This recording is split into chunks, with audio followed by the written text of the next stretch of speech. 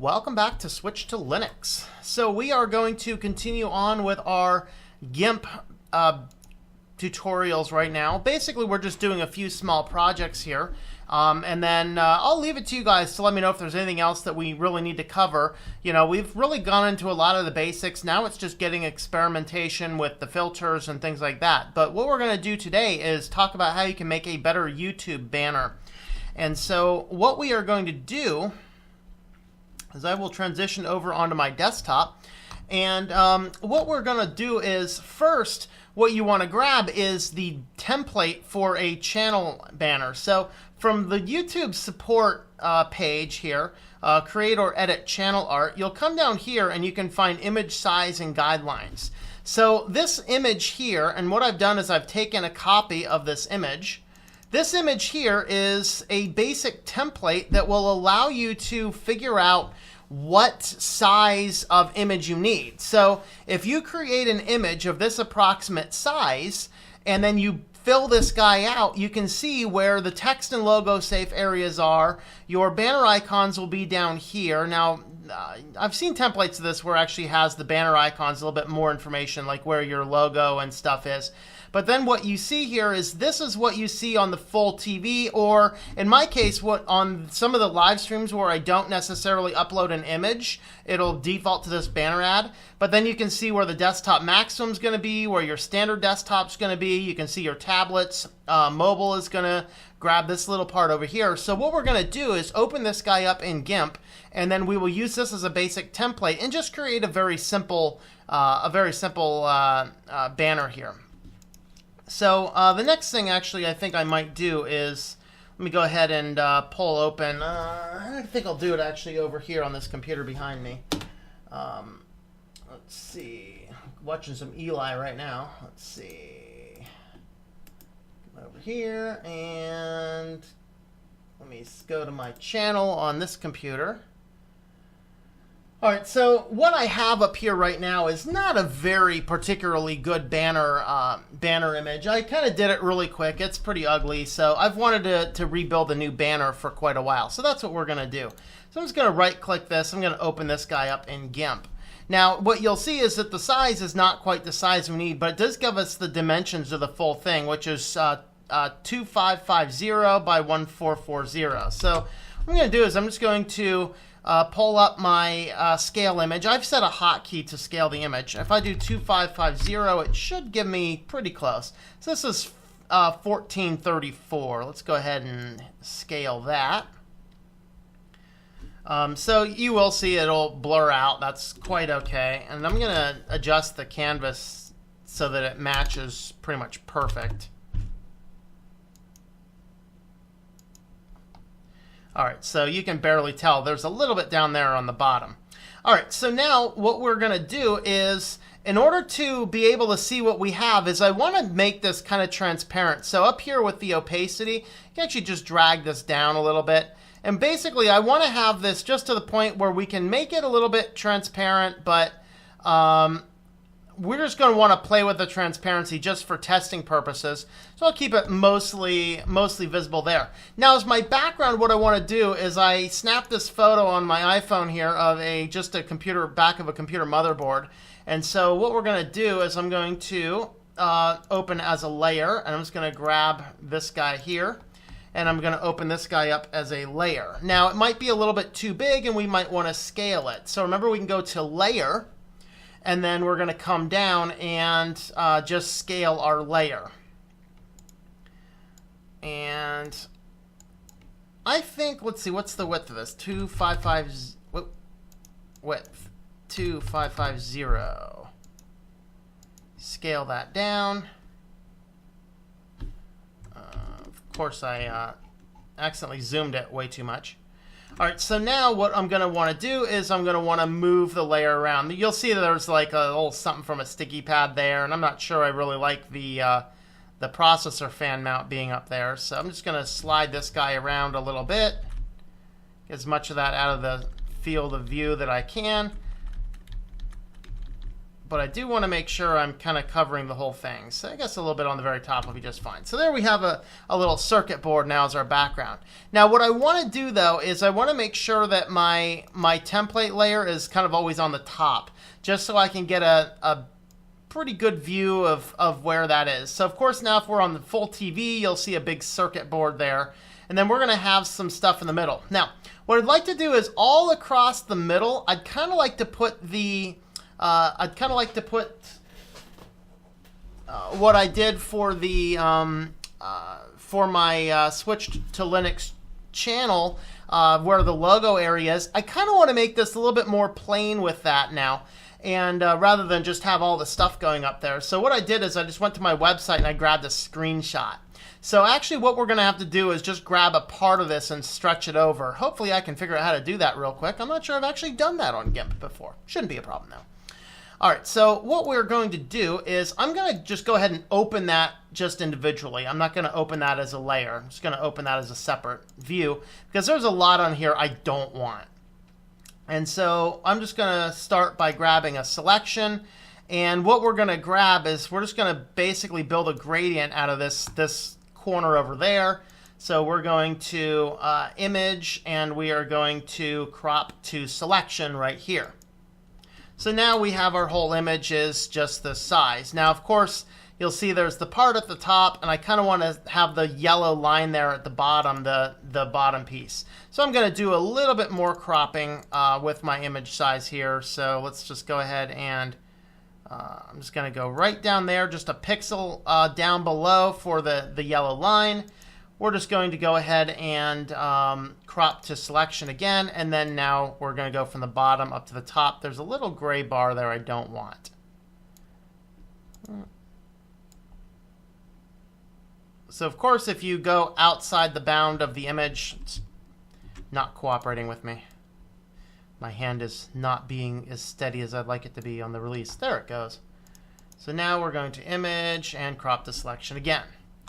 Now what I kind of need to know is what is the size of this. So it tells me that the height of this is 423.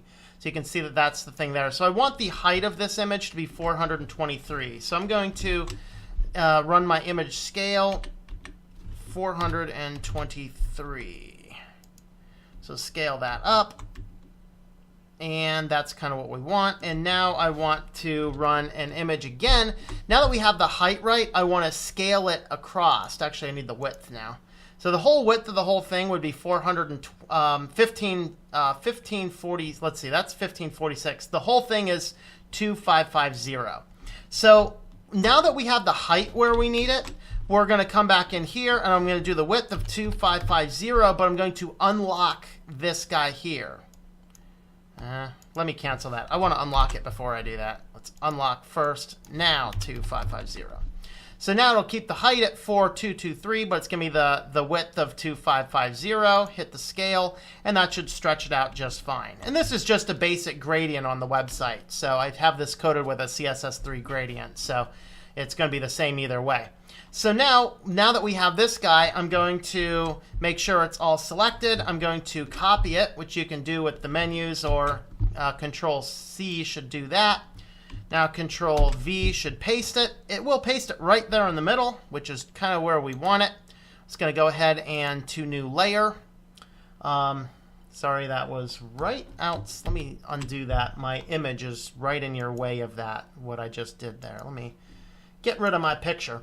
So whenever you paste a layer, what you'll see is that it gives you this floating selection. I'm going to right click. I'm going to write to new layer right here. So that'll put that guy back.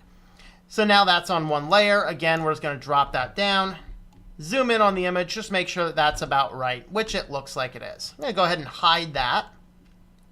So that's kind of what that looks like now, is that if you're on the basic YouTube, all you're going to see is the basic gradient that's on the top of my website. But if you're on anything bigger, you'll see a big circuit board back behind that. So that's why we're doing that. Now I want to cordon off where my text and logo safe areas are. So if you just grab from your rulers on the side, you can drag a bar over. This will just act as a little guide. So I want to go within the guide here. Now this is where I've said I've seen these templates before that will actually have where the logo is, because your YouTube logo actually sits right up here. And so they're not giving me the actual location. And then of course you have your website and your social icons down here on the bottom. And so I want to avoid this general area and I want to avoid this general area. And what I'd like to do is maybe put some text on here, and I want to put some images on here. So the image I'd like to add is simply my logo. So although the top is going to have the logo there, I would like to have a little bit bigger one so that you can clearly see what the site is. Even though it will have a logo, it might look a little goofy with two logos. If it looks goofy, I'll make an adjustment for this later. So what we're going to do is open as a layer. And I'm just going to grab my logo. Now you'll see that it drops the logo in the middle, and the logo is probably a little bit bigger than I would probably like it to be. So I'm going to come up to layer, and I'm going to scale my layer down. Let's just drop the height. I don't quite want to do a half. Let's go 275. Let's just see how that looks. So that's actually not too bad. And if I drop that over here, I should be able to drop that right above the social just by moving it here. Now, I'm going to want to drop it here, dropping it up here, within the bounds of my blue bar. Now, the danger, I guess, right now is it kind of looks out of place because we get, it's kind of designed to be full scale and bleed into this. So if I actually make this full size to the height here, then it's actually going to look a little bit better. So let me think. Do I want to do that or not? Now, you know what we're going to do? What we're going to do is I'm going to grab my logo and I'm going to make some adjustments here. Basically, I'm going to try and get some of the yellow out. And so to do this, I'm going to let's start with my eraser tool, make sure I have, let's see, let's just see what this guy's going to look like. I want to do right click, add an alpha channel. That way I'll get some transparency back there. And then so now I'm just gonna cut some of this guy out. So let's go ahead and increase the brush size a little bit. We're going to cut back the opacity a little bit, which will give it a little bit more of a feather if we do that. Okay. So you'll see that it's not quite, we could really would have to go over it a few times. So I'm going to bring my opacity back up. And then what I'm going to do is I'm just going to get close to the edges, and then I'm going to smooth out all my edges. So let me just be careful with my penguin and my spotlight. I'd like to leave my spotlight alone. Now you'll notice that because I have this layer selected, it's not going to delete anything outside the selected range, which is my individual layer. So I will be safe. I'm not going to worry about anything above the basic logo, so I just want to get taken out what's around the logo. This is the part here that could use a little bit of a steady hand. Just make sure that you're being careful and you're releasing your mouse frequently, because if you spend your whole time here with the mouse and then you make a goof up and then you have to undo, like right there I just goofed up the logo a little bit, undo. If you release the mouse very frequently, then it's going to undo to the last mouse release.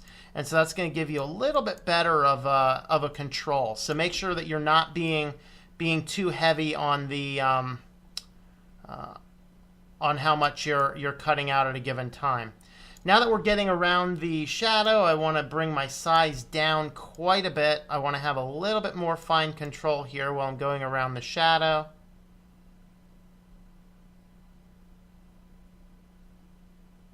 I guess the spotlight, I guess that is not a shadow. Oop, goofed that up. So you can see what I did. I didn't release that quite as much. That was okay. I was a little uncertain about some of what I did up there. So be a little bit more careful here. Round this out just a little. Whoa. So you can see there where I just undid it that it doesn't undo a lot. I'm having a hard time with this one angle. It's like my mouse angle is just not good for my hand or something. Okay. Now this part here is a little rough, so this is where I'm going to cut my opacity back quite a bit, actually. And then I'm just going to go right around here just a little bit, just to smoothen out the edge here a little bit. I just want to smoothen that out. Smoothing and feathering your edges like that is a real good way to get things to blend in.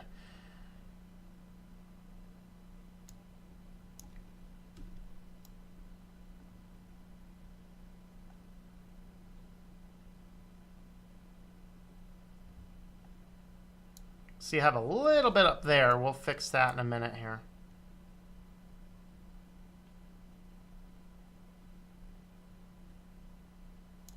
Okay, now we're going to come back to drop my opacity back just a little bit, just a little touch there, a little touch over here. Okay, now we're going to fix this up just a little bit. That's right, you can't adjust your opacity by holding your Alt. All right, so now I'm going to grab, let's go with the airbrush tool and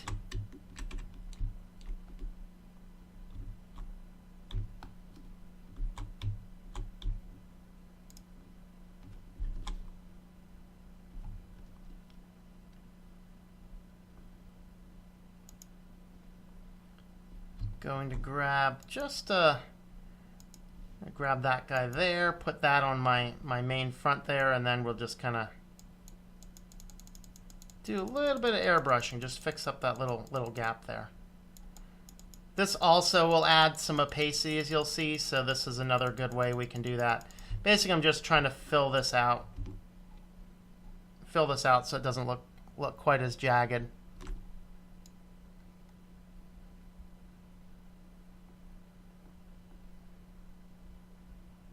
Okay, so there we are. So now we'll have our social media icons here, my channel logo over here. Now we have this Linux guy over here.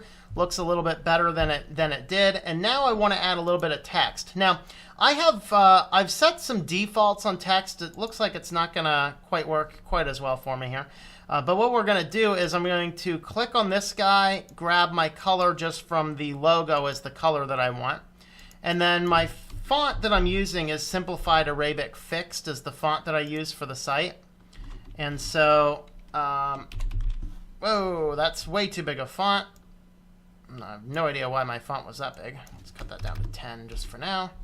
Okay, so 10 is going to be too small. Let's go with 25. And I'm just going to probe some fonts here until I get this guy working here. All right, let's go with 75. Let's see how that works. So 75 looks good. Okay, so we'll do Linux, privacy, technology. And actually, though, what I'm going to do is I'm going to run these across the bottom, not across the top.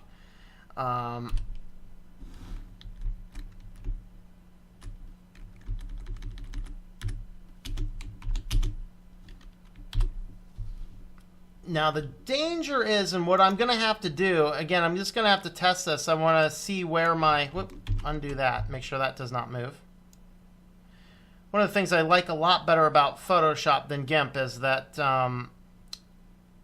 my layers are a lot easier to manipulate and move individually over there. Now, from what it looks like to me, that this technology is going to get in the way. So I think what I will do is I'm going to drop technology down the bottom, highlight this, center, center, not left justify, and then we're going to grab this guy here,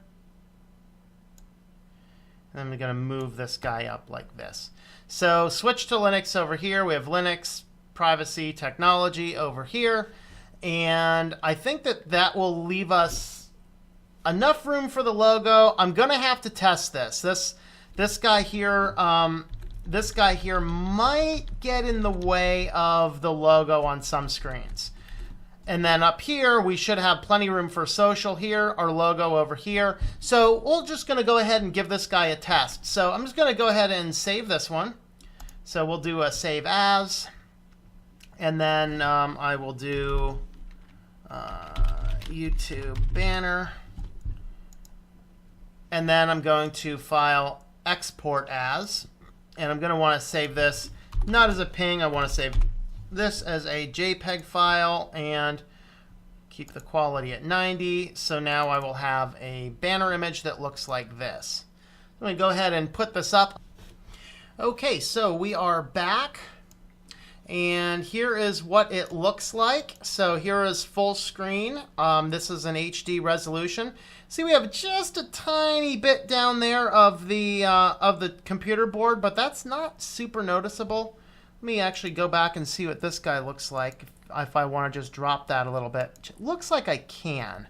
So what I'm going to do is I'm going to take this, I'm sorry, that's this layer, and make sure I'm moved. And then what I want to do is just drop it just a bit.